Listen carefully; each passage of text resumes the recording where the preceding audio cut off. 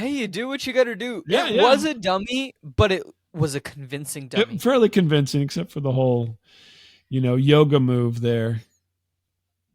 Again, it's possible that a human body can do that. It Yeah, shouldn't, but it's possible. right. Possible, but not probable. Yeah. Right. Again, the human body should not do that. If your body has done that, two things. One, I'm very sorry. That sounds painful. And two, if you haven't already consulted a doctor, please do so immediately. Yeah, no kidding. I don't think they could. They're in the middle of a battle. So.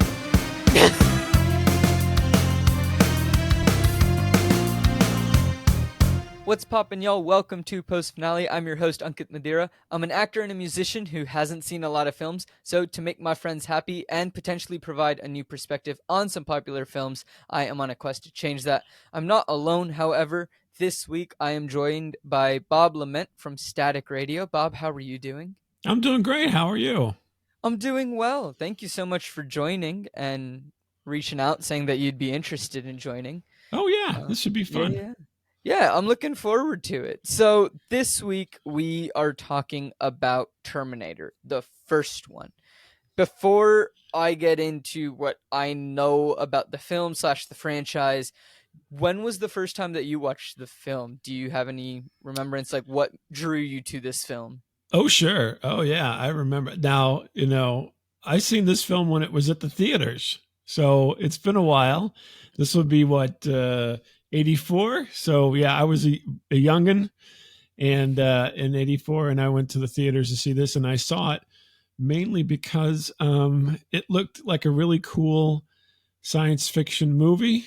And I had been aware of Arnold Schwarzenegger prior to this because he was Conan, right? And so I'm like, wow, that should be cool with Arnold Schwarzenegger. I didn't realize what it would become until I saw it. So it was kind of a little bit different than I was expecting. Okay. Yeah, I'm definitely confused on what's going on. That is for sure.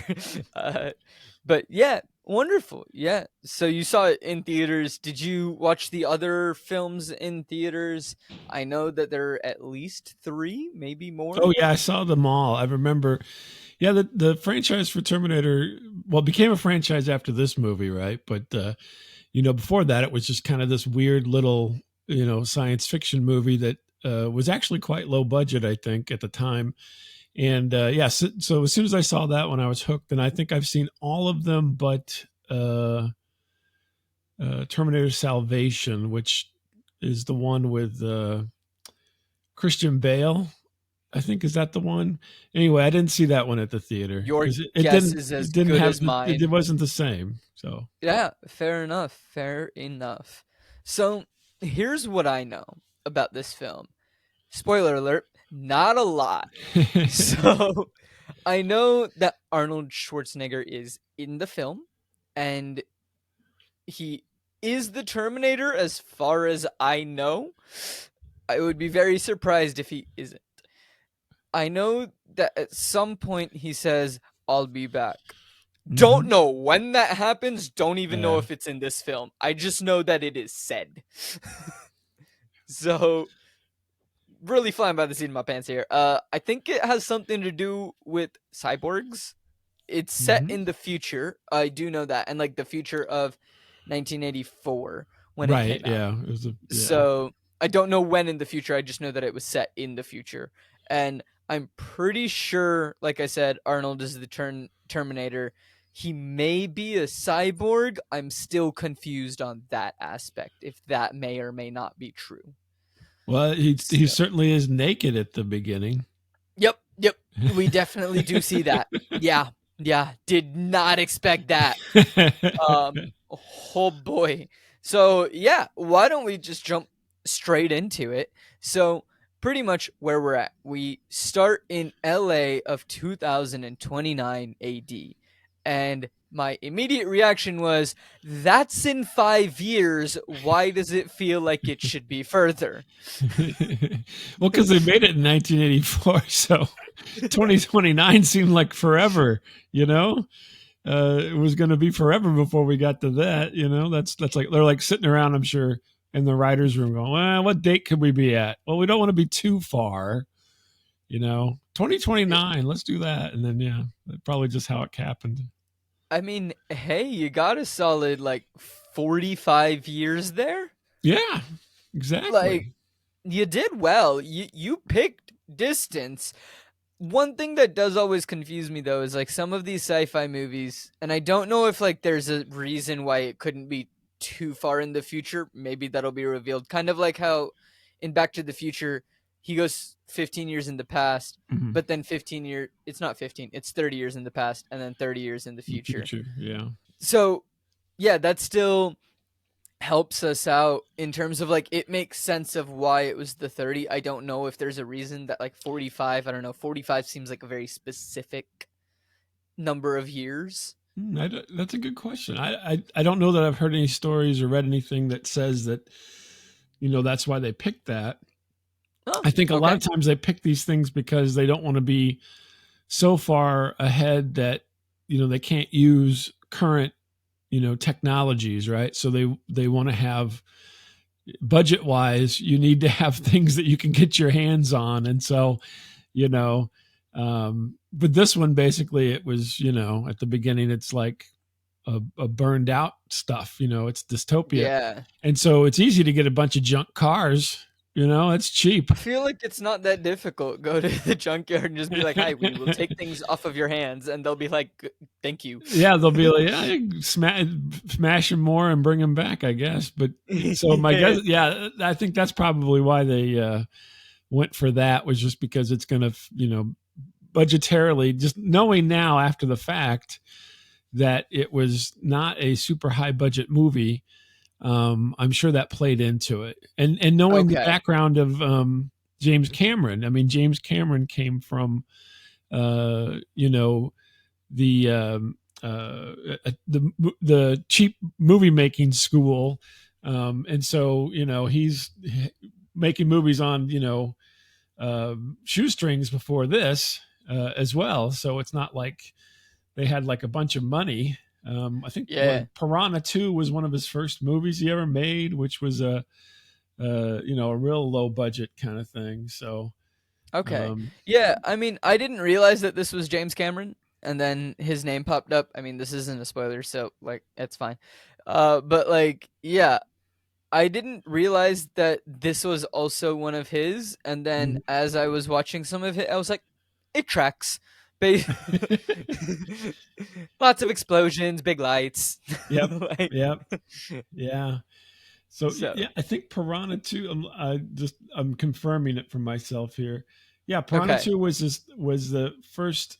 He wrote that screenplay, and so I think he also directed it along with some others. They kind of shared directing, it looks like, on the IMDb page. So yeah, so this was only the second movie, so he probably didn't have a huge cache of money to dip his hands into for that one either. So makes sense. yeah. Makes complete sense. So yeah, we see that it's 2029, and we see a ship that is firing a gun.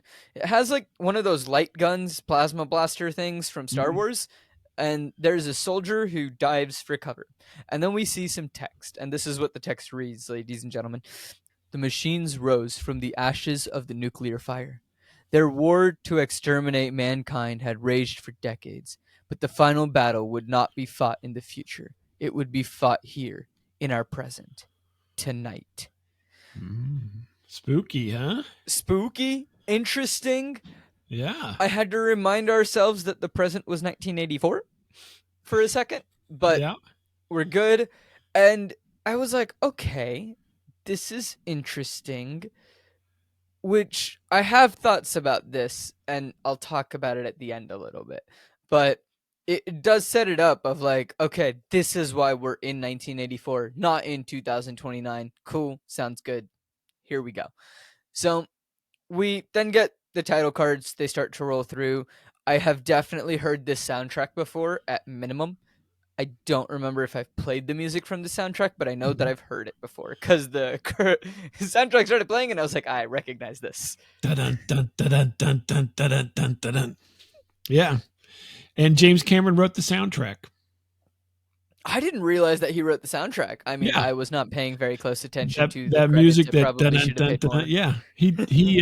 He put that together for the movie. Again, this is cheap, right? So all on a budget, and he has some, skills, and it kind of fits the mood, right? So it's very synthy because that was the '80s anyway, very synthesizer heavy. But yeah. Nice, wonderful. So yeah, the background of the credits though gave me like this old screensavers that we used to have Yeah. of just like a consistent like rolling little piece of thing. I Mhm. was just like, I don't know why it was just giving me screensaver vibes, and I was like, yes, I'm here for it. It's peaceful. I love it. Great. The So interesting thing would be because this came before the screensavers ever were anything, because at this time right. there wasn't anything, and they stole it from him.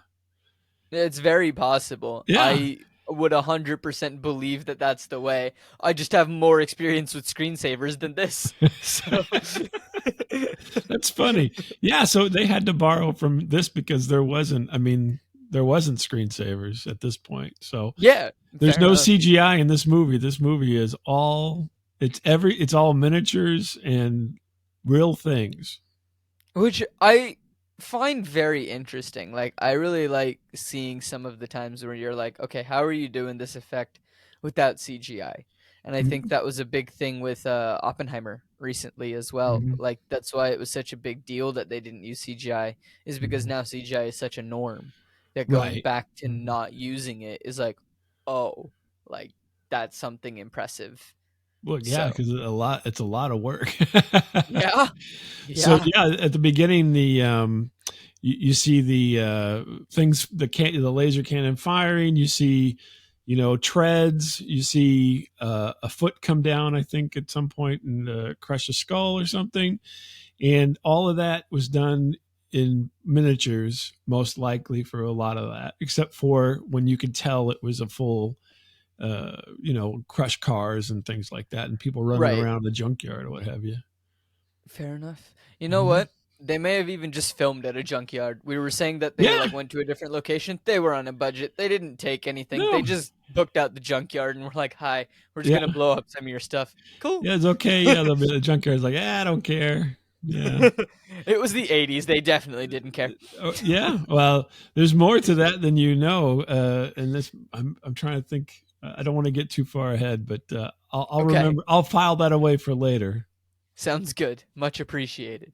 So, we open up, we're at a construction site, and there is a truck that is picking up some bins. The driver, he's a cool guy, and we know that because he has a hat and a cigar, which is almost completely out, but like, he's got that, coolness to him.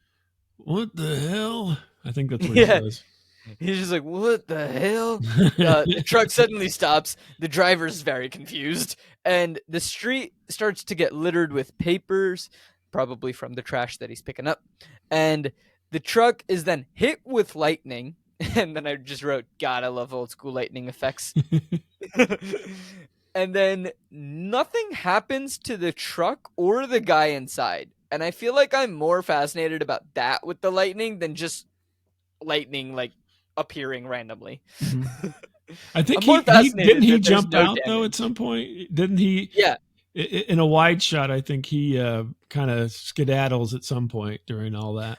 Well, I mean, like literally the next thing is like he gets out and then like runs away, but still Mhm. nothing happens to the truck or him.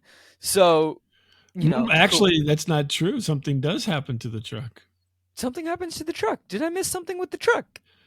Well, keep going. I'll Oh, jump in. keep I'll going. jump All in right. whenever I'll tell you what I happened must to have the missed truck. something with the truck. So he gets out. There's a ton of smoke. We see a shirtless Arnold Schwarzenegger, and I was just like, "Yep, he's buff." And then he's looking around. He's just arrived on this planet, is what it looks like. Hmm. And he walks out. He sees the vast city Okay. beneath him. let me And then I was like, oh, he's not just shirtless, he's nude. just before he walks away. So you have Yeah. to. It's one of those kind of, you'll miss it. It's a very small detail. So he appears right next to the garbage truck. Well, when he appears, there's kind of like something around him when he appears, right? It's kind of Yeah. a spherical thing. And if you notice, there is an indentation in the ground, and then he takes out part of the truck and it's glowing. So you'll see little pieces of the truck are missing, and they're glowing like they're hot. Okay. But it's a real quick shot because he's just there, and then they are on to him, standing up and looking out over Los Angeles shortly after that. So, but yeah, he does basically this. He comes down, he appears, I don't know how you want to call it. He comes in this sphere, and with the sphere, it basically carves out everything around it, which is just a little bit of the truck and a little bit of the ground. Oh, Yeah. nice. Yeah. So So if that you watch it, something if you does watch that happen part to the again, you'll truck. see the truck is glowing in certain spots. It looks like it's glowing, and Okay. that's where the bubble that he came in cut through the truck a little bit. Nice. Yeah. I appreciate the attention to detail. I Well, mean, I've like you watched said, it many times, so I'm noticing things like, oh, look, it's screensavers, and you're bringing fun facts. All in good teamwork. no, Thank you that's very much. okay. Yeah, I don't have. So, Yeah, you have the perspective for the screensavers, which I didn't even think about. So yeah. yeah. So we then see some punks. This feels like the best way to describe them. They have leather jackets. One has spiky blue hair. The other's looking through a telescope. And the spiky blue hair one smashes his bottle and says, "It's my turn," and then shoves his friend out of the way. The friend doesn't seem too happy, doesn't want to give up like his spot on the telescope. And just then, Arnold walks up, and the blonde friend. This is the best way I have to describe them, ladies and gentlemen. Like they're never given names, Right. Just punks. Punk one, punk yeah, they're two. they're just punks. So he gets pushed away. It's the one that's gotten pushed away. Asks the others after seeing Arnold, "Hey, what's wrong with this picture?" And the punks are messing with Arnold a bit. Arnold just responds in a very monotone voice, no facial expressions, absolute peak acting. Just going. So the punks are like, "Oh, it's a nice day for a walk." Nice day for a walk. Wash day tomorrow. Nothing clean, right? Nothing clean, right? Like, it is the most monotone thing. Yeah. And it's fantastic. It's just a lovely introduction, and I feel more and more confident that he is some type of cyborg-ish robot thing. So I'm feeling confident about this.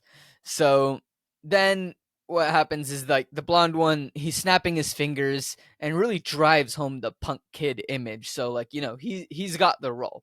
He understood the assignment. And he says, "I have a feeling." Well, so I wrote down, "I have a feeling these three are not going to be relevant in about 30 seconds." And guess what?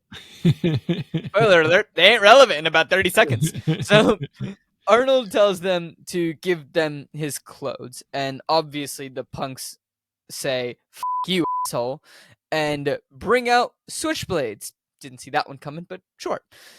They bring out the switchblades. Arnold knocks the first guy down, tosses the second guy backwards into a fence, and then the third guy, which is the blonde guy, he picks him up, starts to strangle him, and then reaches in and pulls out his heart, killing him. Yeah. I think somewhere in there he gets stabbed, or at least attempted to be stabbed. Yeah, with the a punks switchblade, do yeah. try to stab. Doesn't go well. Yeah, He it gets doesn't go killed well. instead. Yeah. So, yeah. The funny thing is, you mentioned there's no relevance. There's actually not in the movie itself. There's no relevance to these people other than they're setting up Arnold as a murderer, basically. Right. But there's back end relevance because one of the punks, I think it's the guy with the tire track stuff on his face or something like that. Sure. That is Bill Paxton, who would become a Hollywood celebrity of sorts himself. And he is good friends with James Cameron. And he was in Titanic with Cameron. He's been in a bunch of James Cameron movies because those guys were buddies.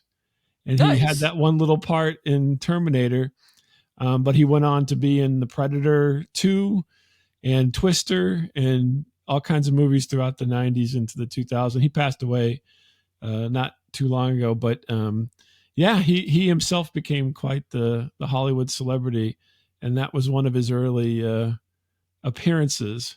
He was in Aliens, which is a Cameron produced, directed movie. Yeah, Nice. isn't that wild? So Very when you fun. watch that again, you have to think about, well, if you haven't necessarily seen all these movies, but you may have seen a couple, and that's Bill Paxton, though. Okay. Yeah, I Yeah, think I've seen one or two that you named, but no he's been in a guarantee. bunch more. I mean, but that's So, it's yeah. interesting because he has had a long history with Cameron. I think he was in almost every James Cameron movie in some capacity. He's just like bit parts and so forth because they were just kind of friends, which is Yeah, I mean, interesting. hey, it's helpful. If it gets you a job, it gets you a job. Make friends. Yeah, he was probably pretty happy. I mean, he had a good career with Yeah, I mean, like, being even if James it's Cameron's not, buddy. like, a big role, it's just like, "Oh, yeah, like, I'm friends with James Cameron." It's like, "Oh, James Yeah, has a new movie. Cool."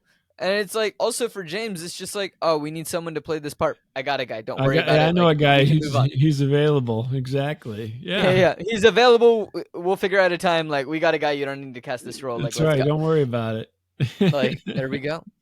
So the first guy, uh, he's the one that got punched and the one that we've been talking about. He gets up, terrified, starts to strip. Yep. All right, Arnold. He's a killer. This is what we have learned, as you said. So we're then in an alley. It's a dirty, filthy alley. There's a homeless guy sitting there, and the lightning returns. There is wind as well. There might have been the first time. There probably was because all the papers were flying around.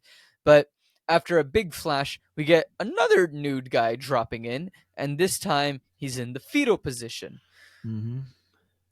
Arnold kind of landed with like a superhero pose, kind of like with the one knee down, like, the fist on the pavement kind of deal, like that kind of superhero-y pose.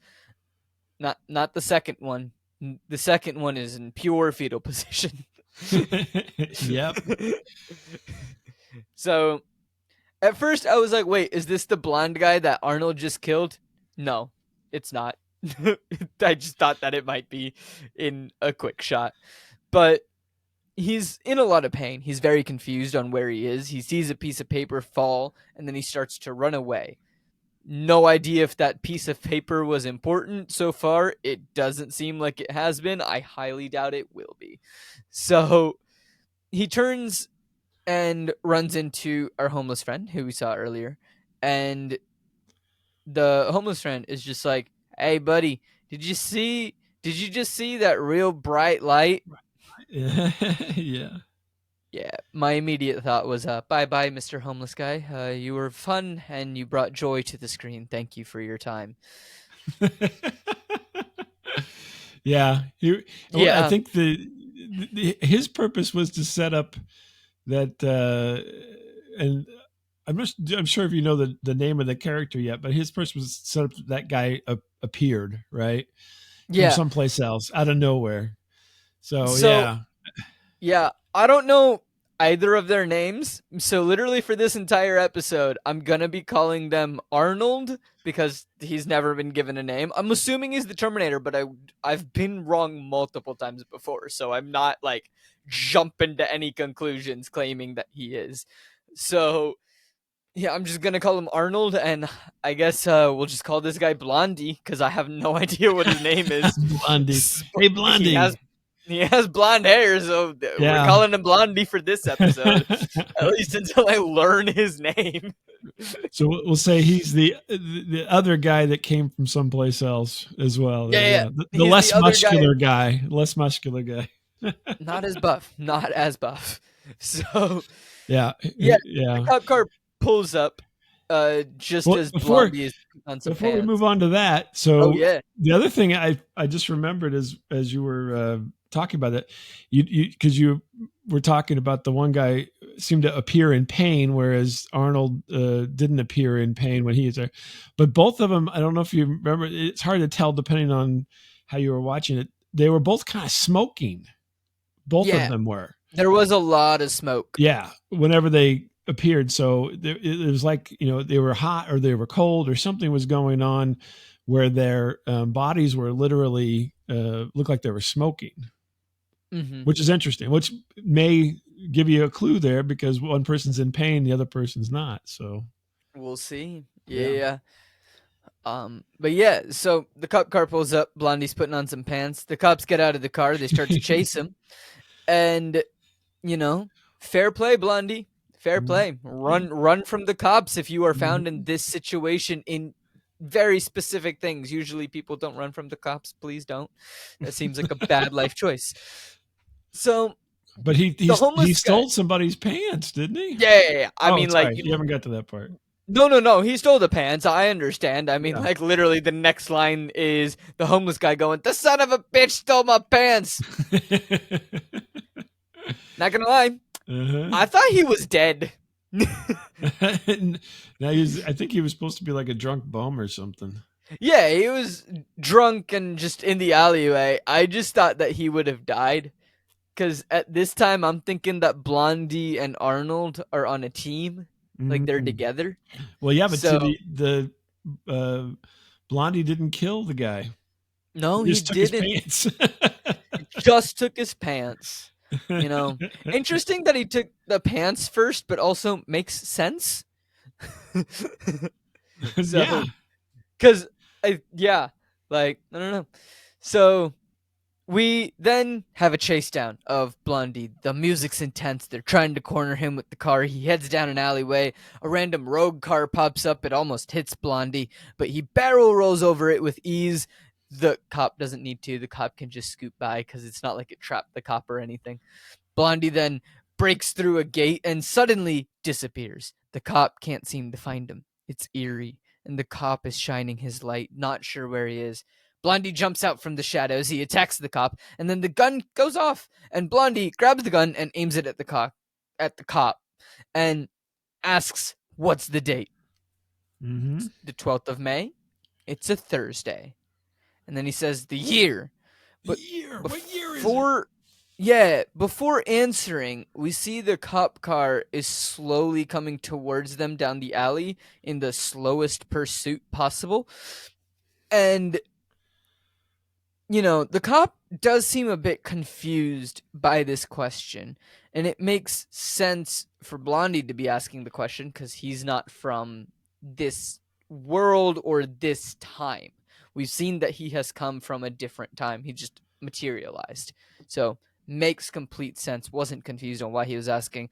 I did have the same question though, because they say it's the present, but then is that 1984 or is that when they filmed it? Like, we never get an answer officially of what year it is. Mhm.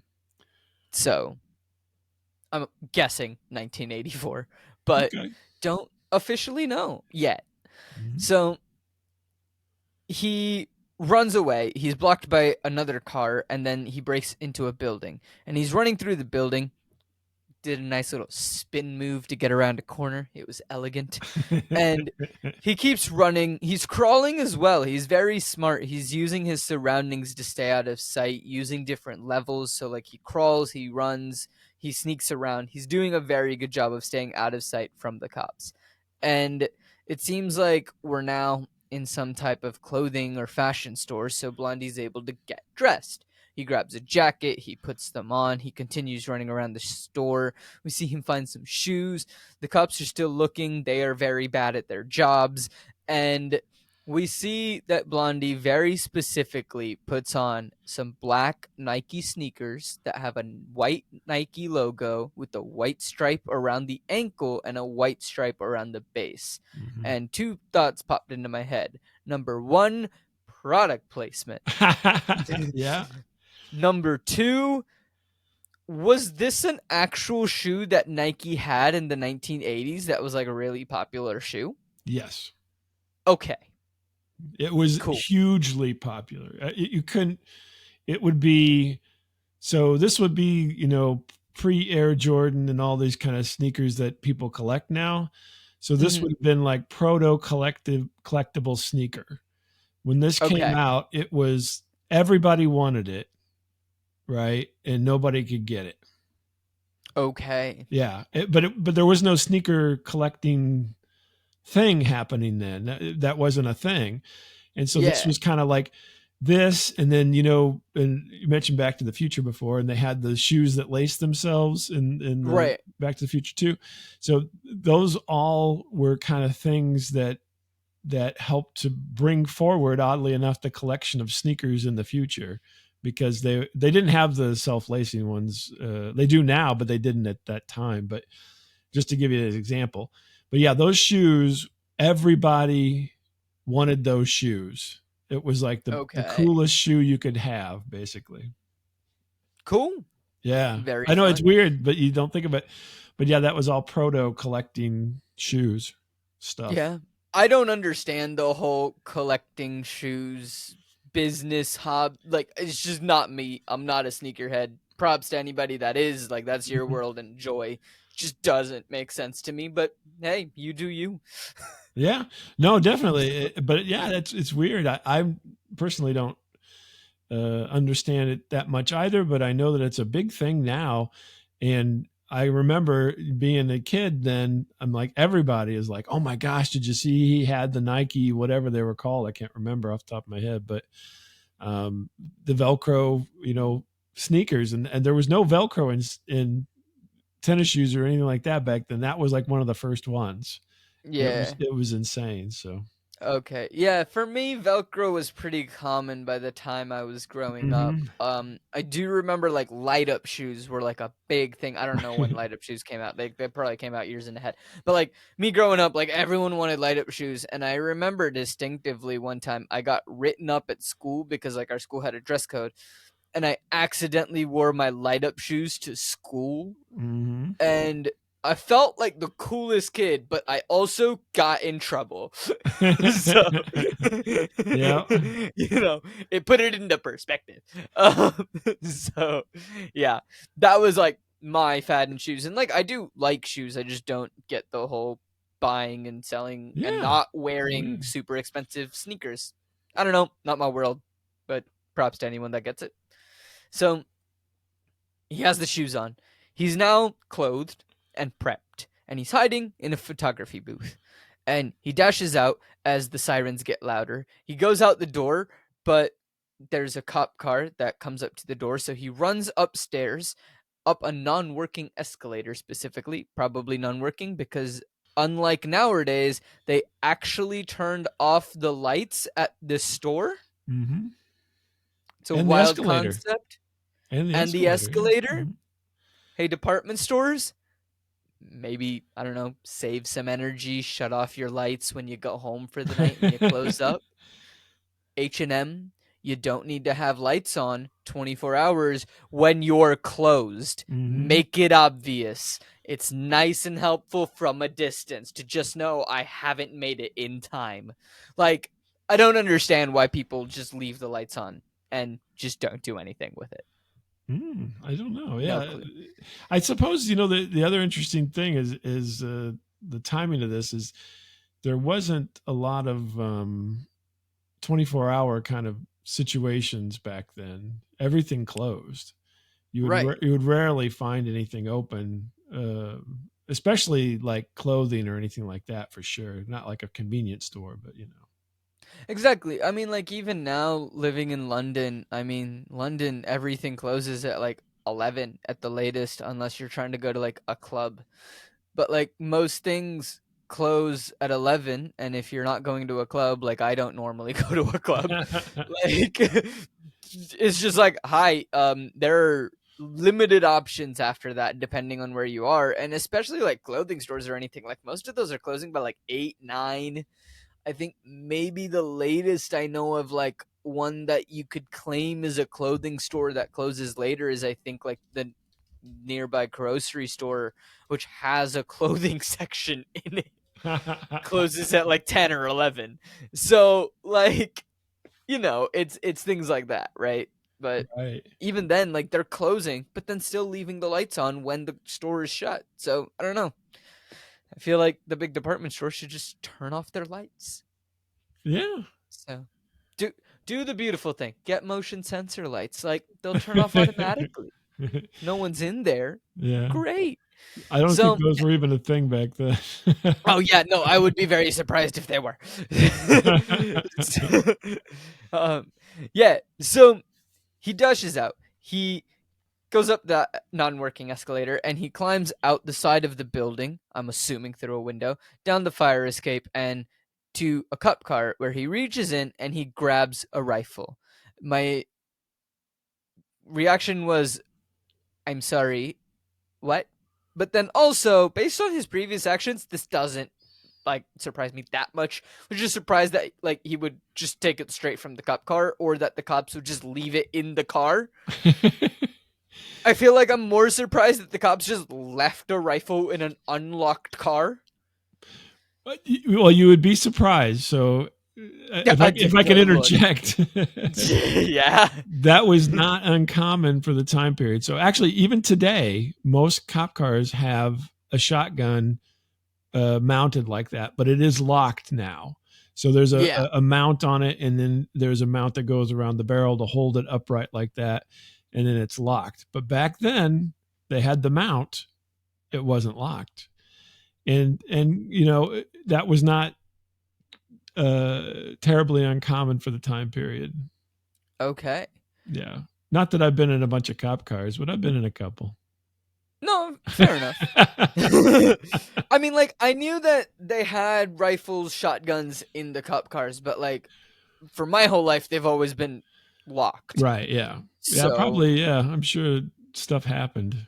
Probably. yeah. Like this. So, like this. So, he conceals the weapon in his jacket, casually starts walking down the street. Smart. The cop cars pass, they don't notice him. He's home free. He can get out of there. He heads across the street, goes to a phone booth. He looks in the phone book, looking up the number of a Sarah Connor J, and then he rips the page out. We then see a woman. I'm guessing this is Sarah Connor J, or I'm just going to call her Sarah from now on, but I'm assuming this is Sarah. And she has this cool, suave look. She's riding a yellow moped scooter thing. It's an interesting style. Is that like a popular moped scooter that was like out in the 80s, or is that just something for this film? No, totally. That was kind of a thing there for a while. There was a whole scooter culture Cool. back then that, especially for people in more urban areas like Los Angeles, would be more of a thing. And yeah, so I mean, that was, she was rocking all the latest stuff and hairstyle and the whole thing. Yeah. Beautiful. Yeah, I mean, I'm all for scooters by all means. I ride a bike most of the time, like bicycle because I don't have a scooter, but it's so much faster to get around, and at least with a bicycle, I can weave in and out of traffic in London. It's like your own personal roller coaster every day. It's terrifying. I can imagine. Oh my gosh. In London traffic, you're riding around. Oh my Oh goodness. yeah, I'm like there, and then like a double decker bus just Yeah. casually pulls up next to me, and I'm just like, if I slip slightly, hi bus or hi curb. There's no in between. Yeah. There's very little room for error. So she gets to this burger joint and asks the statue to guard her bike. Calls the statue Big Buns, and he's holding two burgers. Fair enough. Mm-hmm. It reminded me of like, is it the Little Big Boy Burger? Is that what it's called? That has the statues out front. Bob's Big Boy. Yeah. Bob's Big That's Boy. the name of it. Okay. So that's a very famous restaurant in Los Angeles. It's still there to this day.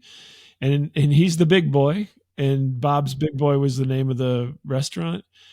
And yeah, and so that location was very it's still very famous. If people go to Los Angeles, you can still go to the Bob's Big Boy and go get yourself something to eat. But that was the kind of the thing. It's an iconic, kind of fast foody kind of place in Los Angeles. There used to be more, and there used to be ones across the country that would have the Yeah. Big Boy, but that one is kind of the original and still quite popular.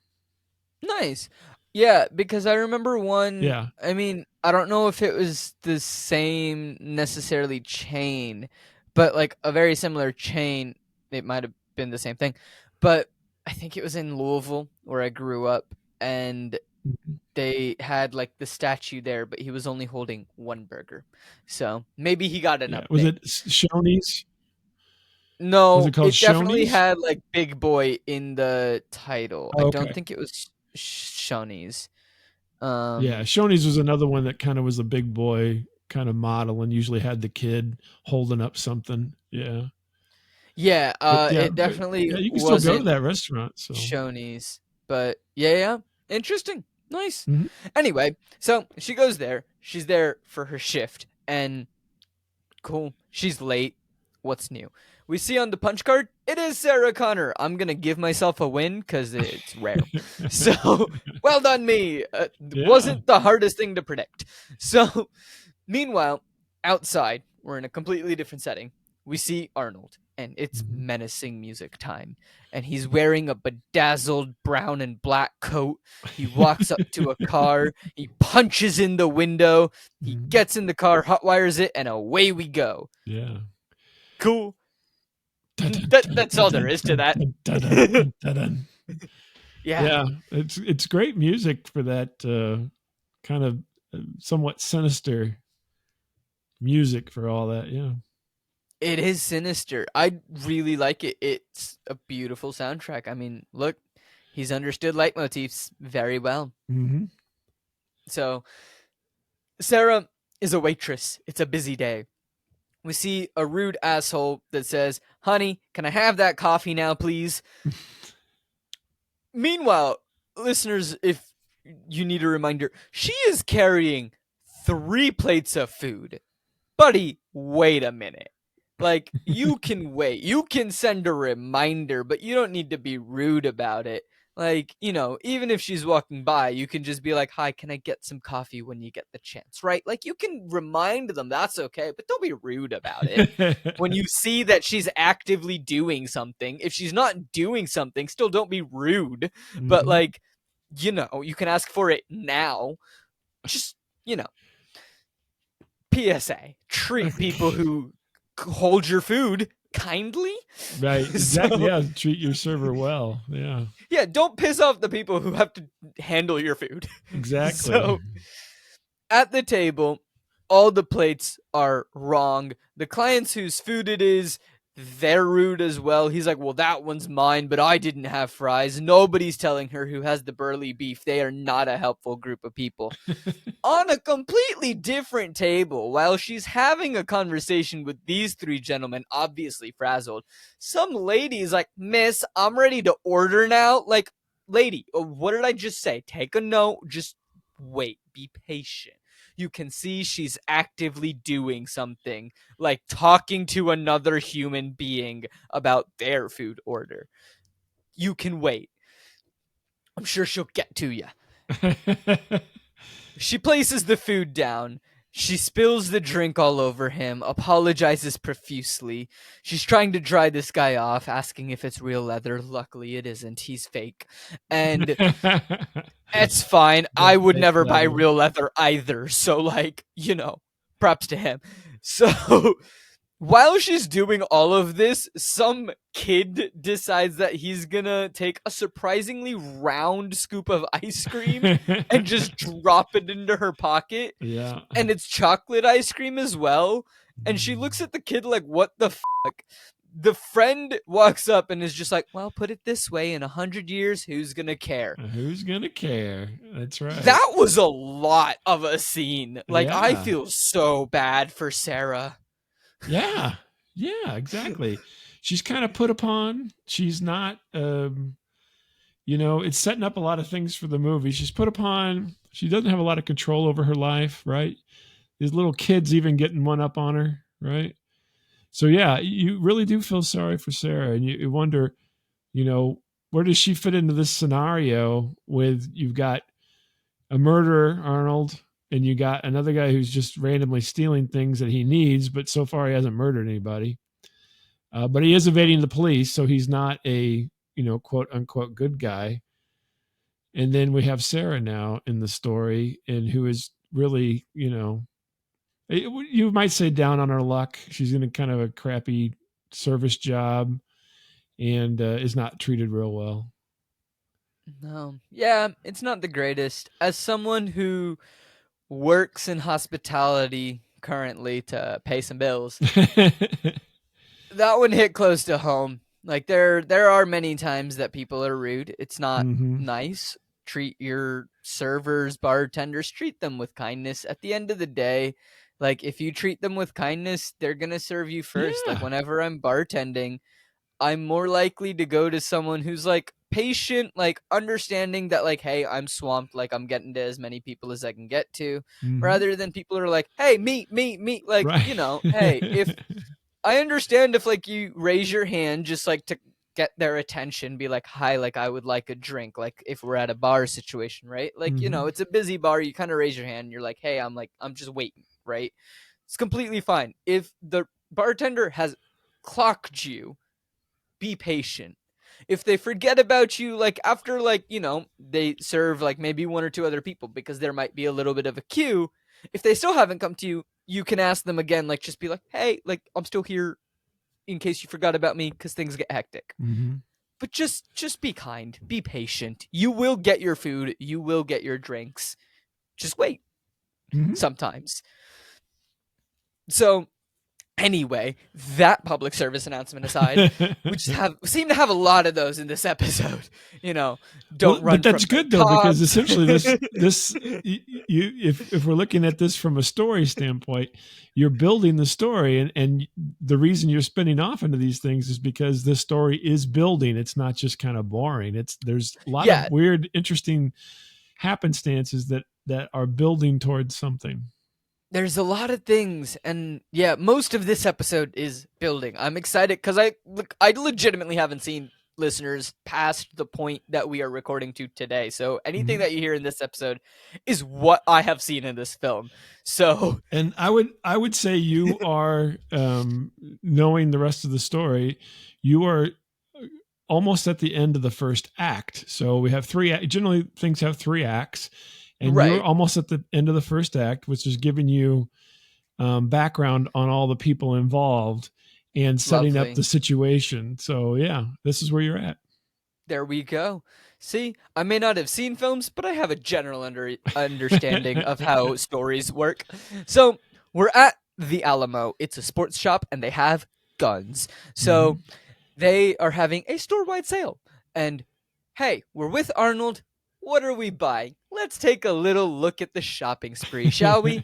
We have a 12 gauge auto loader. It is Italian. You can get it in the pump or the auto style. Ooh. Mm-hmm. You can also get a 45 long slide with laser sighting. It's new, state of the art. Mm-hmm. This means that, when it turns on, you see a little red dot where you want the bullet to go. You Mm-hmm. cannot miss. We then ask for a plasma rifle in the 40-watt range. That one's not available. He doesn't Hey, have that just tech. what you see, Just the buddy. simple Just things. what you see. Yeah, just what you see. We don't have that type of tech here at the Alamo. But we do also have the Uzi 9mm, ideal for home defense. I have no idea what I just read. None of those things meant anything to me. I've shot guns in my life. Legitimately, I've understood what pump and auto is. I know what a laser sight is. I'm so confused on most of it. I'm not like a gun person Mm-hmm. by any means. I do enjoy shooting them on a range from time to time. Growing up in Boy Scouts, it was always fun and Mm-hmm. something that we would do. Definitely took my dad by surprise the first time that he saw me shoot. Oh, really? Oh, interesting. Yeah, so we had gone I think to from Kentucky, Philmont. down in Kentucky, they probably shoot a lot. So, I grew up in Louisville, oh, and okay. my family never like shot guns or Oh, okay. anything. Like we're not gun people Mm-hmm. at all. And so I had shot them through Boy Scouts. So maybe it wasn't like the very, very first time that he saw me shoot, but like definitely like the first time that I ever remember him seeing me shoot. Um, so we had gone to Philmont, and at this point I was 16. And for anyone listening that doesn't know, Philmont is a huge scout ranch in the middle of nowhere, New Mexico, where scouts go and they do like 10, 12-day backpacking trips out in the wilderness, and it's super fun and a lot of great memories from it. But one of my favorites is one of the first few days we went to one of the camps and they had a shooting range. And one of the things that you could do there, one of the activities, was you could create your own shotgun shells and then you could go shoot those shotgun shells. Mm-hmm. It was a fun little thing. And we went there. My dad took his 5 shots, missed all 5. I went up, shot my 5 shots, hit all 5, came back, and my dad just goes, huh, never realized you were so handy with a gun. And I was like, I've been shooting since I was 12 at Boy Scout camp. Like, it's just something that like has happened. I've just ended up with a good eye. Like, that's all it is. And also, like, I played tennis, so like my hand-eye coordination is already like, I have a fair, toot my own horn, but like I do have fairly decent hand-eye coordination. Mm-hmm. So like it definitely, there is what is the word that I'm looking for? A cohesiveness to it. Okay. Sure. That word works. I'm not sure. That word works. I don't know if it's the word that I was looking for. Yeah, but I don't know. It works. So anyway, these are the guns that we're buying. Just as a quick recap, we're getting a 12-gauge autoloader, we're getting a 45 long slide with the laser sighting, and we're getting the Uzi 9mm. Uzi 9mm. Yes. We have to do an Arnold impersonation, don't you think? Yeah. I'll have Uzi the 9mm. Uzi 9mm. Beautiful. Yeah. So we then get told it's a 15-day wait on the handguns, but the rifles he can take now. Arnold loads the gun. The owner's like, you can't do that. And Arnold just goes, wrong. And then blows the guy up. Blows the guy away. The murderer. Arnold the murderer. I'm content with you being a murderer, right? Like, in this context, please don't go be murderers. That's not okay. So, in this context, in this film, Arnold, I've accepted that your character is a murderer. Mm-hmm. Great. My only question, you already knew what you wanted. You knew where everything was. Why did you have to make this guy show you where everything was? Just blow him up, rob the store, and leave? Like, yeah, true. You're right. But again, I think this is all building the story, so it sets up a dynamic, because you've got 3 people that we're intercutting, right? So we've got Arnold, we've got Blondie, and we've got Sarah. And you can see how different they're approaching things, even on this kind of base level. And Arnold wants these guns. He gets them. And yeah, he takes them. And, he's got to skedaddle and go on his way. Yeah. He's got a mission. Mm-hmm. We're not sure what it is, but there's a mission. He's on it. Yeah. So, before we continue, we're just going to take a quick intermission, and then we'll come right back.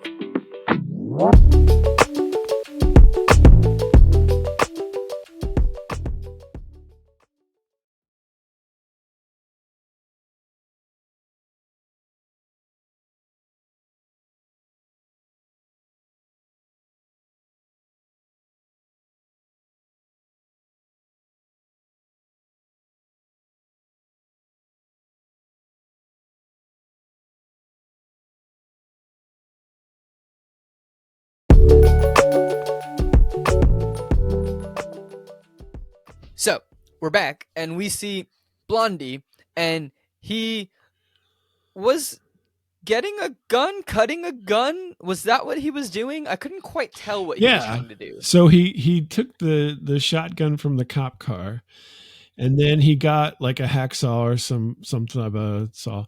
Anyway, he was cutting the stock off the gun so that way he could, and cutting the barrel off as well, I believe. So you have a sawed-off shotgun, essentially. So he was minimizing the length of the weapon for, to be able to hide it. So, okay. Now, you may or may not be able to answer this question. Why do people saw off part of the shotgun? So you saw off the stock just to make it shorter. Because this, usually you'd put the stock on your shoulder or what have you, but, and then you saw off the front again to make it shorter so you can keep it in your, under a coat or hide it better.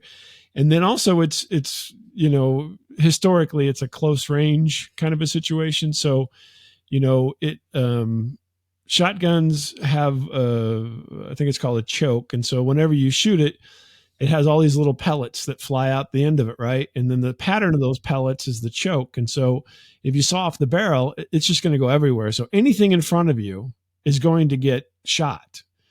It's not going to go very, it's just going to spread out and obliterate whatever's in front of you. So that's kind of the nature of, I think, especially in movies, is to have a sawed-off shotgun because it's a super effective way of stopping anything that's within 5 feet of you, because it just blows pellets from the shotgun everywhere.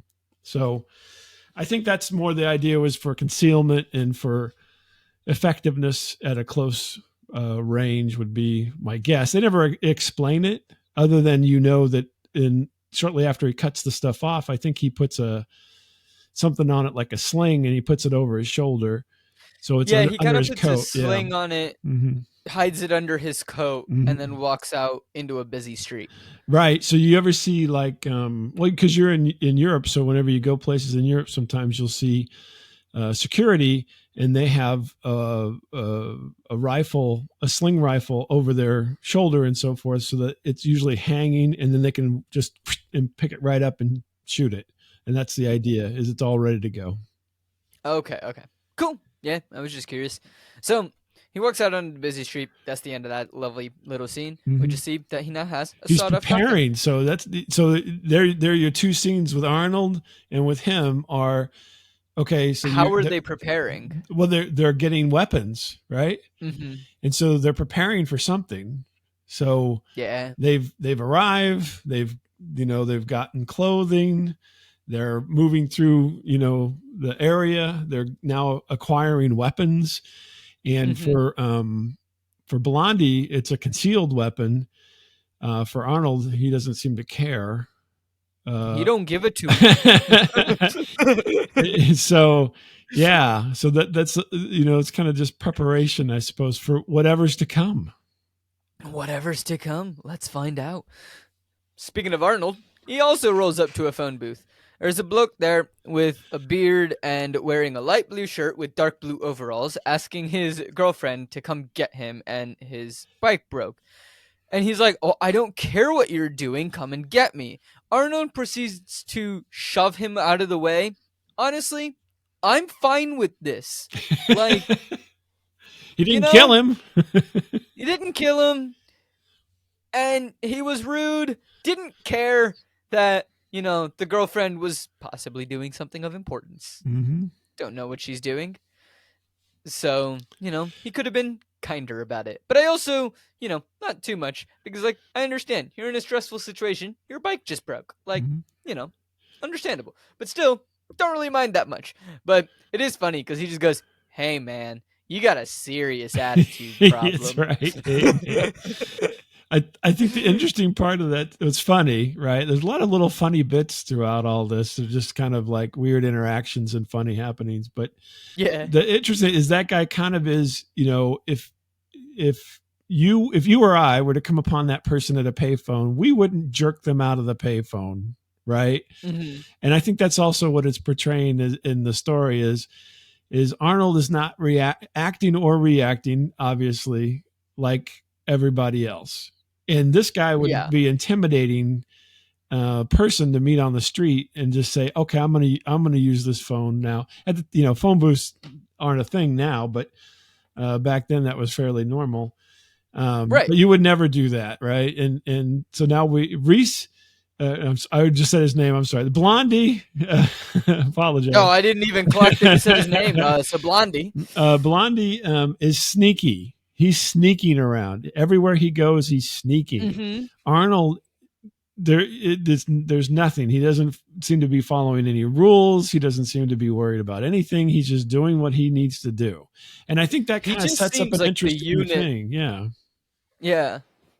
Sorry, you were saying? Oh, no. That's the interesting thing about the two of them is they both seem to be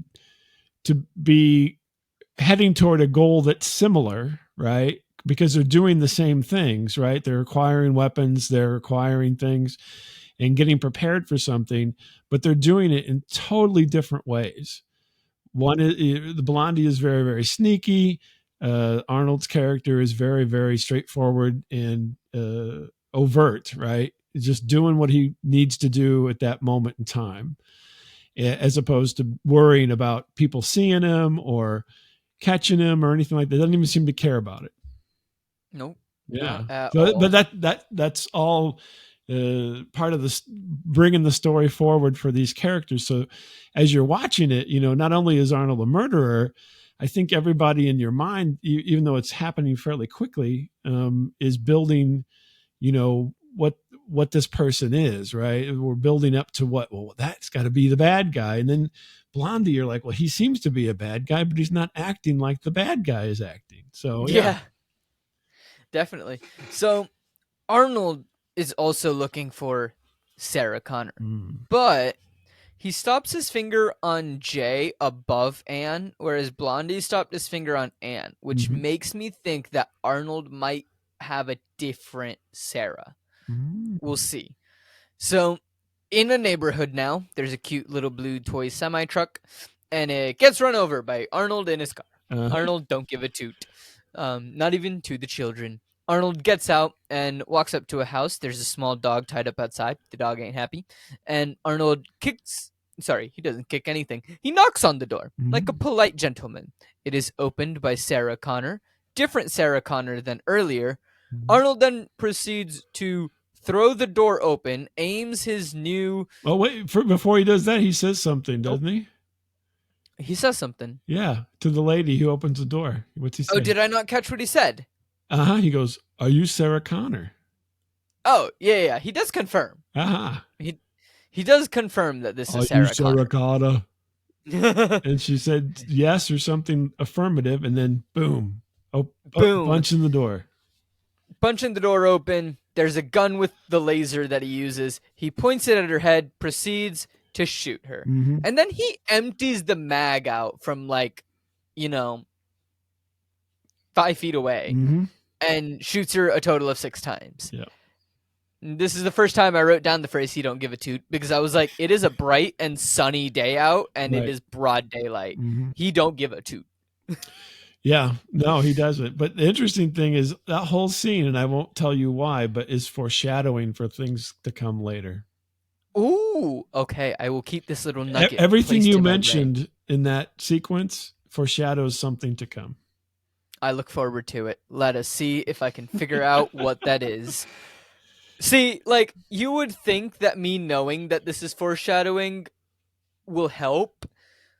I don't think it is No, because, you may forget. I mean, that's the whole I thing. mean, Yeah. that's the thing is I forget or I do understand storytelling in the sense, I am an actor, I do a lot of plays, I'm working on some other projects as well. So through all of my experience and the experiences I continue to have, I learn more and more about storytelling. So I do understand storytelling quite well. So I always know that whatever's happening in this first act is foreshadowing to the future. Yes. Yeah. I just very rarely am able to figure out what it is. Sometimes I'm like, oh, this is what they meant then, but it's not often. Mm-hmm. Yeah, and I guess, interject. This is a tight script, so if you watch some movies, there seems to be you get they're interesting in their visual, but they're not necessarily pushing the story forward. And this script is tight. Almost everything that you see, there's a reason for it to happen and a reason to push the story forward. Whereas some movies, they kind of go off on these tangents that don't really help the story that much or aren't relevant to the story. Whereas this movie overall and this first part that we're talking about today, very tight script and everything relates to things on down the line or to what the story is about. So yeah. Yeah. Whenever I'm talking to writers or trying to write, there's a phrase that we always use of, is there fluff? Right. And it's just Mhm. hey, is what is being said actually important in some way, shape, or form? or does it not actually contribute anything to the story? Like, if you take it Right. out, will the story still work? Hmm. And there's a interesting, like, balance that you have to have. Like, you have to have a little bit of like space. You can't just have everything be expositional. Hmm. Like, you have to be able to tell the story, but also like you don't want to bore people with fluff. So what we always say is like, write the fluff. You can always cut it, Right. but it can mold. But so, in a first, second draft, it's going to look very different than your final draft because you need to start with all of the ideas and all of the fluff. But Hmm. yeah, I do think this movie does a very good job of cutting all of it out. Like, Hmm. everything seems very succinct, even if it's like hey, here's a 20-second scene of what Blondie's up to real quick. He's just he's sawing off a shotgun, like, and then he's off. Like, great, 20 seconds, but it's an important 20 seconds. Hmm. So definitely am getting that Oh sense. yeah. So Hmm. yeah, where we're at, Sarah Connor, who has had character, that Sarah Connor, is heading onto her break, and I just go, I don't think she's coming back. She's coming back. Don't worry, ladies and gentlemen. We're not losing Sarah yet. So I was wrong on that one. Her friend grabs her and says, "Come on, it's about you." Sort of. Hmm. And they go into the staff lounge, and the news is on, and it is confirmed that Sarah Connor, mother of two, age 35, was brutally shot to death this Hmm. afternoon. And the friend just goes, "You're dead, honey." You're And dead, Sarah looks honey. a Yeah. little bit worried, but also is kind of like, "What are you talking about?" Like, it's that mixture of a Hmm. of a feeling for Sarah. So Yeah, no, fun weird, little right? So, can you imagine if you put yourself in that position? Like, if you were working, and the next thing you know on the news that somebody with your name has been brutally murdered, that would be weird, right? I'm sure it would be weird. I think what would make it weirder is I'm pretty sure I'm the only person with my name. Oh, you'd be surprised. You never know. Yeah, just like, at least I have Googled my name before, and whenever I Google my name, I'm a solid like most of the first page of Google Yeah.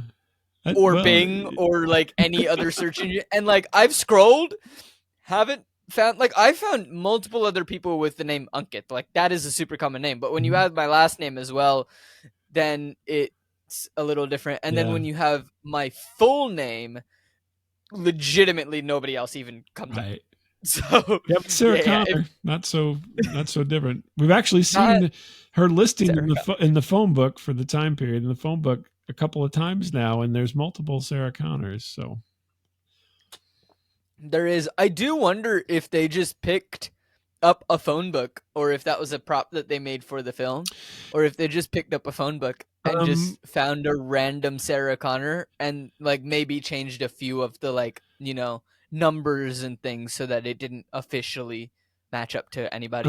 I believe it's a prop, and there's actually a mistake. If you I'm positive it's a prop. I'm trying to Yeah. remember the story that I read about it.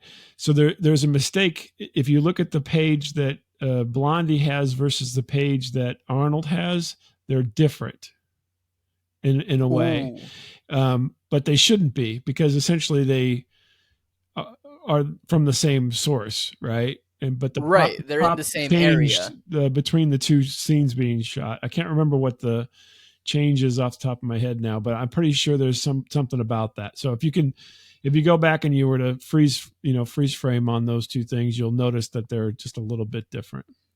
Oh, I don't know if that very was intentional or interesting. not, but I do believe it's a thing. Well, I know what I'm doing after we record. So we're at a construction site and we see Blondie. He's hot wiring a car, and I was like, "Oh, it's not going well." No, he was just trying to get the radio working. Fair enough. So he's watching a big machine move around and crush human skulls, and then I was like, wait a minute, that doesn't seem right. And then I was like, wait, is this the beginning? Turns out it's the beginning. So I was like, aha, we're back in 2029 is where we're at in this scene.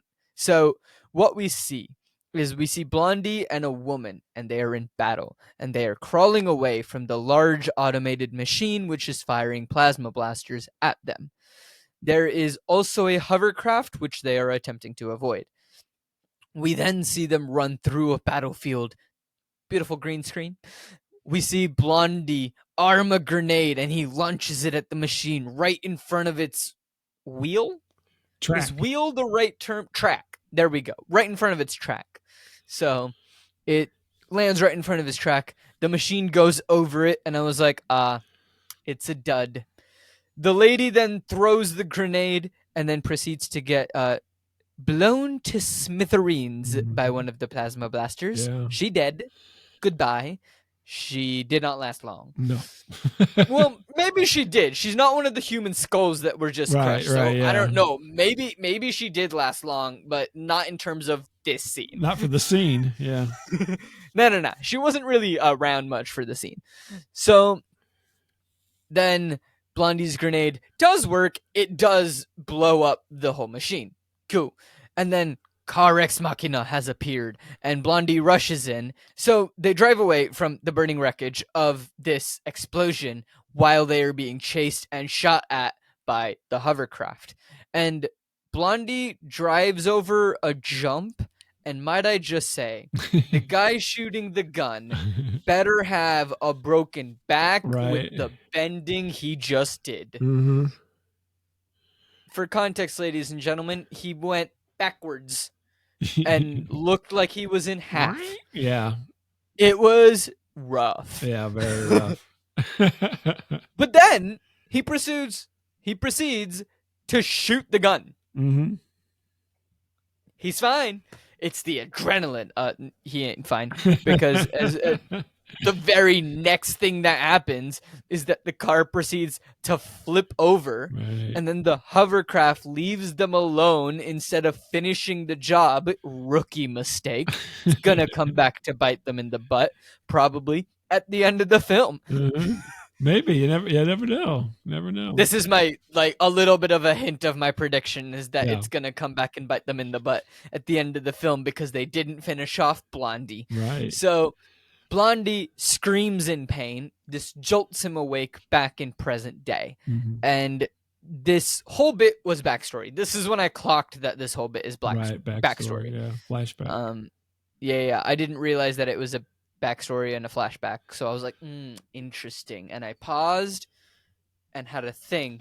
And then I continued. Kind of an interesting aside on the car with the mounted laser. I think it was a laser of some kind, where you talk about the guy bending backwards and then flipping over and so forth.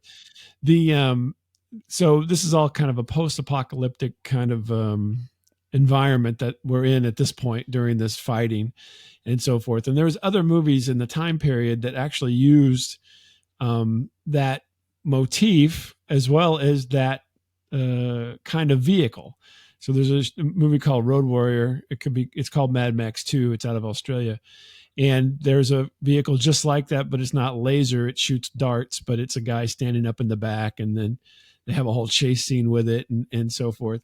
But that all seems to span from, there was a show on television called Rat Patrol, was a World War II TV show, and they had Jeeps that were like that with a machine gun in the back that stood up. And so it's really interesting looking at kind of their choice for that, is it all harkens back to all these other things, right? The reason they probably chose that look was because number one, it's cool, right? Who doesn't want to stand up in the back of something and fire a gun randomly into the thing? Hey, I will say, when I was playing Halo, it was either that was my job. Occasionally they let me drive, but my friends didn't trust me behind the wheel very often. Well, you'd flip over like they did in the... Yeah, but I was also bad at the shooting, so there really wasn't a win-win situation. So really, it just depended. So I just think that was a visually cool kind of way to represent war, because it had been represented so many times in popular culture at that point that was kind of the choice. And unfortunately the guy bending backwards was just cheap, the cheapness of the production, because it was a dummy who was attached to the thing. But it was definitely a dummy. And then when they rolled the car, it was a dummy. So it was all just the cheapness of the production at the time. Yeah. Hey, you do what you got to do. It was a dummy, but was a convincing dummy. Fairly convincing, except for the whole, yoga move there. Again, it's possible that a human body can do that. It shouldn't, Yeah. but it's possible. Right, possible, but not probable. Yeah. Right. Again, the human body should not do that. If your body has done that, two things. One, I'm very sorry. That sounds painful. And two, if you haven't already consulted a doctor, please do so immediately. Yeah, no kidding. I don't think they could. They're in the middle of a battle, so. Yeah, the doctor might have been one of those They're skulls. like, Oops. Blondie, take me to the chiropractors. Blondie's trying to not die. So he is back in present day, and he drives off after composing himself. Now, So we're again, back. it's a massing thing. So the Arnold Yeah. character's already got a station wagon, and now Blondie's got a truck. Blondie has a station wagon in the. Oh, he's got a Present day, station. They doesn't both got a station. I think they Yeah, had a they truck. both have station station wagons wagon, now. which is interesting. Yeah. You're right. both I'm have station sorry. wagons. He has a station wagon, Which makes as well. me confused occasionally because I'm like, who is who? And like, you'll understand what I mean, where the confusion comes, and Mhm. you will probably be able to answer my question in terms of that confusion. Okay. So, back with Sarah and her friend, they're getting ready with a concerning amount of cords and electronics in the bathroom. That's funny. The phone rings. Mhm. Sarah goes to answer, and we have a voice on the other end. Mhm. And it just goes, "First, I'm going to rip the buttons off of your blouse one by one. Mhm. I have an issue. She's wearing a t-shirt." He Then- doesn't. Who's on the phone can't see her. They don't know. Yeah. I'm just, the asshole pointing it out years later, almost 45 years later. I'm the one pointing this out 39 years later. I guarantee you I'm not the first one pointing this out. And if I am, society has been slacking for the Mhm. last 39 years. Come on, that joke was right there and you didn't have to try hard. No kidding. He then goes, "Then run my tongue down your neck to your bare, gleaming breasts." She seems amused. "And then slowly pull your jeans off inch by inch." She's laughing. Apparently, it's someone named Matt calling for Ginger. I'm not convinced that it's a Matt calling for Ginger. This sounds like some maniacal, messed up thing that, someone would call and say to her before killing her and murdering her. That seems like the world we might be in. I'm thinking this might be Blondie. We haven't seen him murder anyone, but hey, I don't fully know why he's here yet. I have an inkling, but I don't fully know why he's here yet. Maybe he's just like, I've come back to kill this one specific person. Nobody else needs to feel my wrath. Whereas Arnold's like, I don't care who feels my wrath. I don't know. I'm just saying. So he then continues, and it gets like even more. He's just like, "And then lick your belly in circles further and further down, and then pull your panties off with my teeth." Turns out it is actually someone called Matt. Yeah. And Sarah just goes, "Who is this?" And poor Matt, this poor man, the panic when he realizes that he has been talking to Sarah. Oh, you feel for him. You feel for the guy. But let this be a lesson learned, ladies and gentlemen. Make sure you know who you're talking to on the other end of the phone. Right. Double check that you're talking to the person you mean to be talking to. Is this Sarah Connor? And then you can go into it. Yeah. Just make sure who you're talking to. Just ask them. So he does want to talk to Ginger. I'm assuming this is Ginger's boyfriend. And Ginger is informed by Sarah when Sarah just goes over and goes, "Creep." And I was like, well, that's mean. Matt's trying his best to woo his woman before their date. It's not his fault that you picked up the phone. But credit to Matt. He may have been traumatized. He may have been panicked. He does not waver. He begins again once Ginger is put on the phone. Yep. He picks right back up.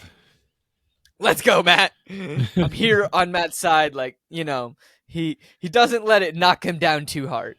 Embarrassment, definitely there. gets back up again. Well done. So, just a fun little scene. We're at a police station and we're about to meet some new characters. They're going to come into play, I feel, a bit more in Act 2 and Act 3.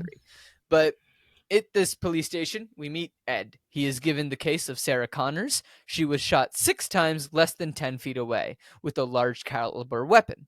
Ed says that the glasses work, implying he doesn't want to hear the yapping of the assistant.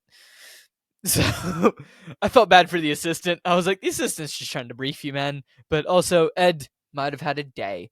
And sometimes you have a day and you accidentally take it out on people that you don't mean to take it out on.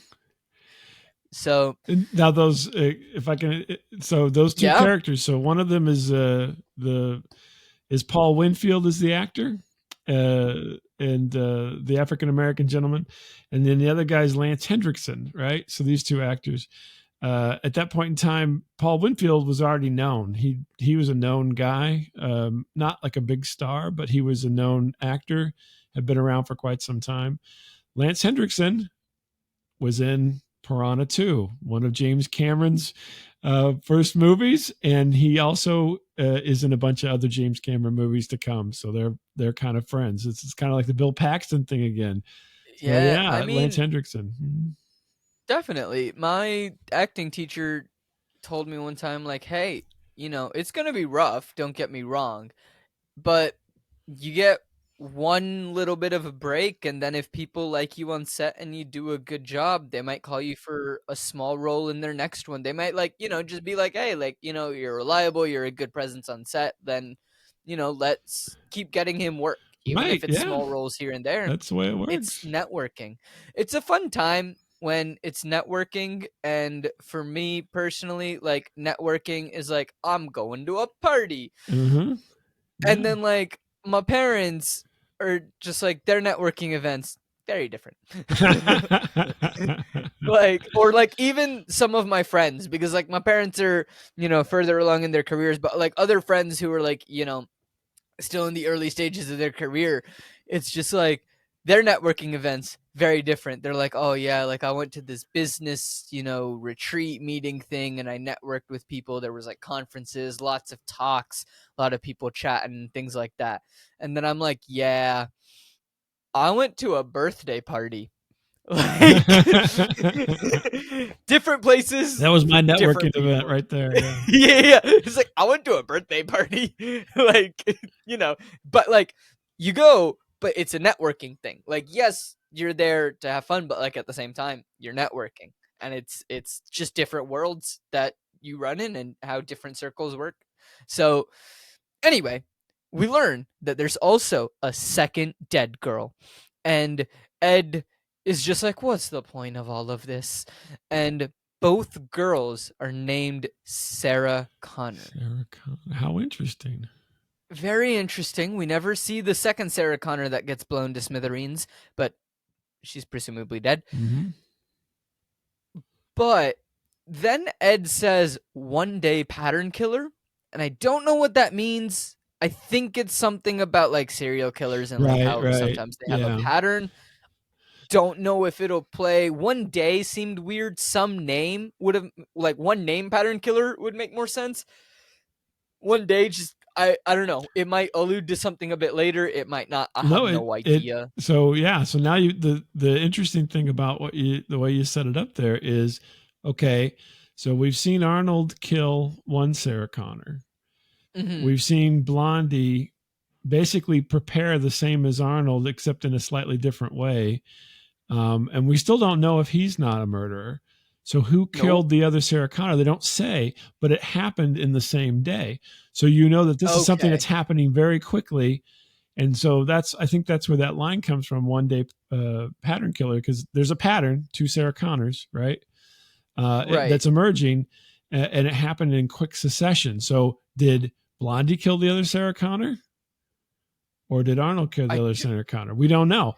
At this point in the movie, so there's ambiguity to those two characters at this point. So your mind can go either way. You can say, okay, Blondie killed him because they both came in, they both had a mission, they both carried out their mission. So that's where you can go with it, or you can, go other ways. But I think that's why that line was mentioned in that way, because Okay. of the short timeline and the fact that there's similarities. And so then to me that leads your mind to say one guy went one place, the other guy went the other place. Yeah, that would make sense. See, I'm still not 100% sold on Blondie. Mm-hmm. Like, I want to think that he's a good guy, but I don't know. Yeah, you And don't like you know. said, Up in the we air. just haven't been told yet. We Right. haven't been told how we're supposed to feel about him. Mm-hmm. That's okay. Now, the Like, interesting thing that we've divulged so far is Blondie is having these flashbacks or flash forwards to the future, mm-hmm. but we haven't seen Arnold have those. No idea where Arnold's from, but we can have a sense that Blondie was in the future. Mm-hmm. Yeah. I'm assuming Arnold was, but there's no guarantee. No guarantee yet. So the girls, we're back with them, and they are getting ready for their night out. Yeah. And they are ready. Sarah is looking for Pugsley. Ginger checks the messages. She finds Pugsley. Mm-hmm. Pugsley. It's a lizard, and it's on top of the cupboard. Not sure how it got up there, but like, I think they can cool. climb. They got claws, so I do think that they can climb. Like, I know that lizards can climb. I don't know if that specific type of lizard can climb. Right. I don't know what specific type of lizard it is. If anyone listening knows what type of lizard it is, let us know. I can't tell you. No clue. I am not a lizard connoisseur expert, so haven't studied the lizards. But there are a few people that have called and left messages. Sarah's mother called. Sarah's not too fussed about it.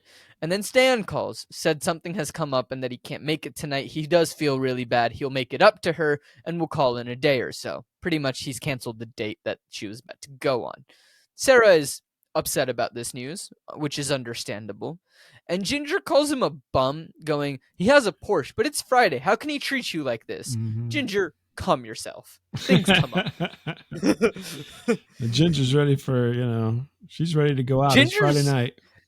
Hey, Ginger is a slightly good supportive friend, I think. I'm still it's interesting, but like she's ready to throw hands for your friend, and we love the support and we love that positive reinforcement of friendship.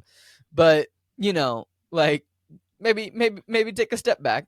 Maybe something legitimate did happen, and Stan might legitimately just feel bad, but it could be a simple thing. We don't know what he does for a job. Yeah. It could be a simple thing of something really urgent happened on the job, and he just had enough time to give a quick call, say something came up, like, he might offer up a explanation when he calls tomorrow. Yeah, later.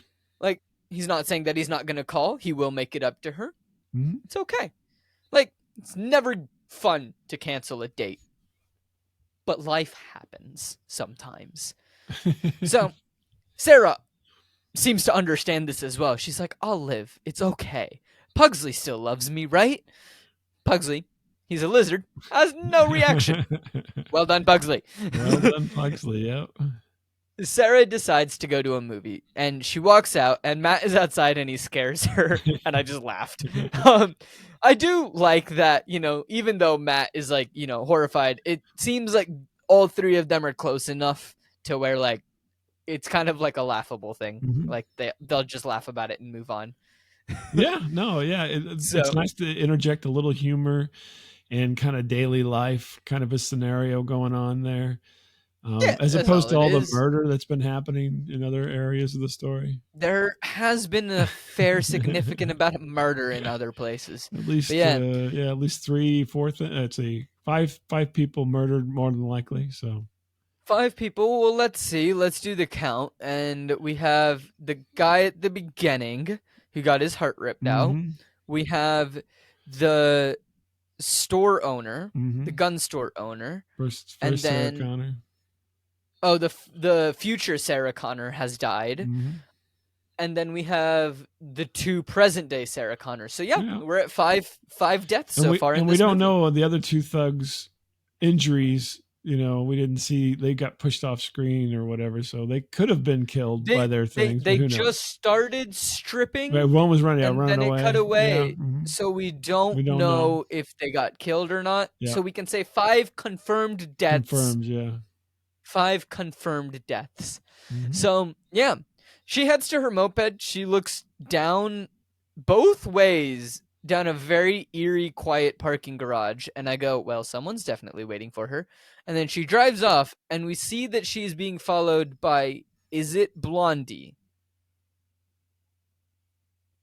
I couldn't tell if it was Blondie or Arnold. I think it was Blondie Okay. that followed her out. Do you We'll want me to see. tell you, or you want? I mean, like, I don't know what happens next, so like we'll find out. Yeah, we'll Like, find I out. I'll mean, let you find we'll out. find out. We don't Yeah, yeah, know. yeah. That's the cliffhanger for the first We act, don't right know. there. I think it's Blondie.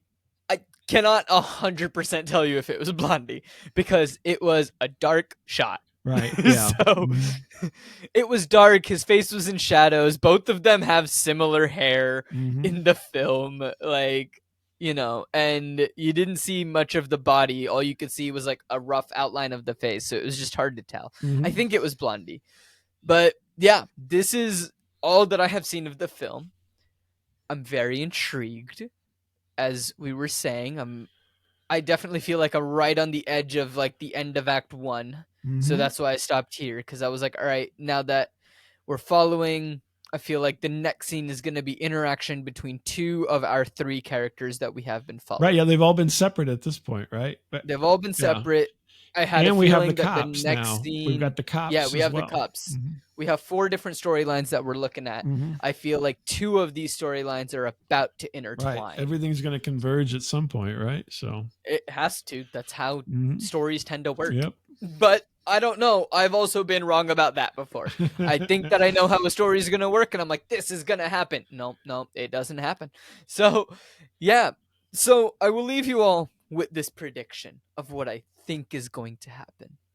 Here's what I think is going on. I do think that the lady that gets blown up in the future that we see is Sarah Connors in the future, or potentially like Sarah Connor's granddaughter Interesting. or daughter. Because Sarah Connors also looks like she might be in her late 20s, in her 30s. You add another 45 years to that, she's looking to be in her late 60s to early 70s. And if she was moving at that speed and that pace for the 10 seconds she was around in the future, she is a very spry 70-year-old. So Yeah. I like Sarah Connor is connected to the person that gets blown up in the future. That woman that gets blown up with like and Blondie sees.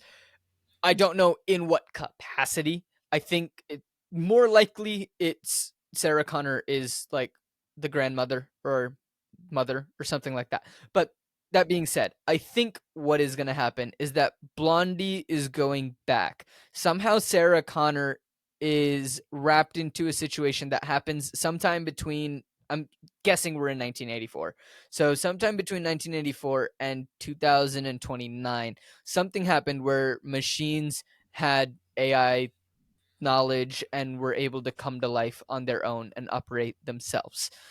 So I think Sarah is initiated. Potentially what happens tonight, or maybe it's the next day, is what sparks that, and that's what sparks this entire war.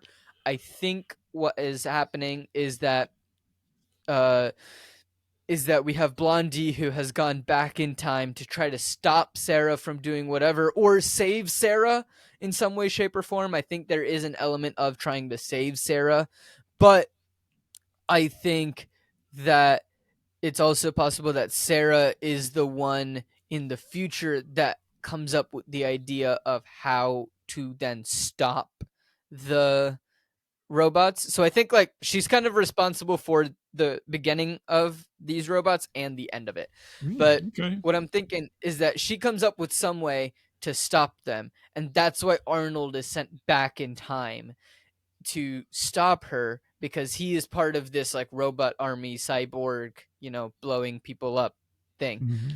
and murdering humankind. He has not shown any kindness to the humans, as we have seen.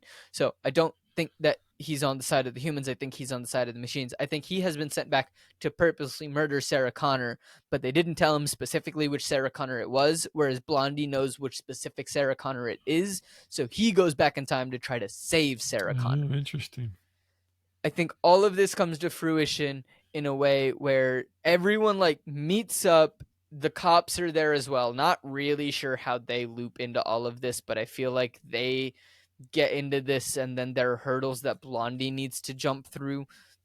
Not really sure how the cops are fitting into all of this, but I feel like all of this happens in the end. At the end of the day, I think Blondie and Sarah Connors both do survive, but I do think that, there's some way that Arnold can go back to his time, but not also fail his mission. Like they'll come to some type of compromise kind of deal. This is what I think is happening. Have no idea how much of that is going to be true, and I respect that you can't really say a whole lot. No, I can't say anything. Not if you don't want me to give it away, I can't say anything. Yeah. Thanks for listening to me ramble for 2 minutes. That's fine. But this is roughly where I think things are going. We will see. Bob, thank you so much for joining and for all of your insight. It has been very fun. If people want to find you on the internet doing different things, find your show, how can they do that? How can they find stuff that you're working on? Oh, they can go to staticradio.com, or they can just look at the any of the socials with @staticradio. Wonderful. And I'll make sure and leave a link to that down in the description as well, so that it's easier for listeners to find. But Bob, thank you so much for joining. It has been an absolute pleasure, and I look forward to the next episode where you will be joining again, and I will have watched more of the film, so we'll have more to unpack. But until then, thank you so much for joining, listeners. Thank you so much for listening, and until next week, we'll catch y'all later. I'll be back.